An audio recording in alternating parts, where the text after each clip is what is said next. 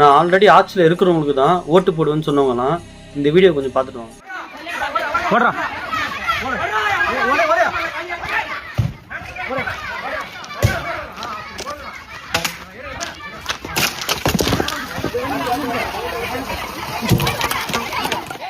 எப்படி அவங்க கட்சிக்கு ஓட்டு போடலன்னா அங்கே இருக்க யாருக்கும் தண்ணி கிடைக்கக்கூடாது, அதை எப்படினாலும் உடைக்கலாம், அதை உடைச்சு அராஜகம் பண்ணலாம்.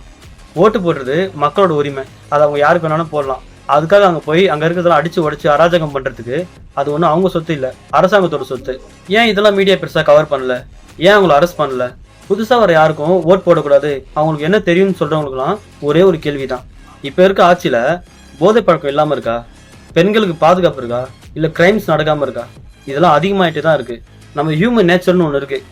ஒருத்தன் ஒரு விஷயத்தில் ரொம்ப வருஷம் கஷ்டப்பட்டு நிறைய அடிப்பட்டு அவமானப்பட்டு அதுக்கப்புறம் அவன் ஜெயிச்சானா அதை நம்ம ஏற்றுப்போம்.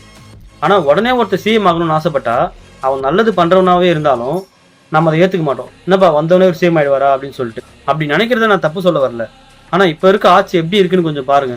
நம்ம நாடு நாசமாக போகிறதுக்கு காரணம் அரசியல்வாதிங்க இல்லை, அதுக்கு ஓட்டு போடுற மக்கள் நம்ம தான்.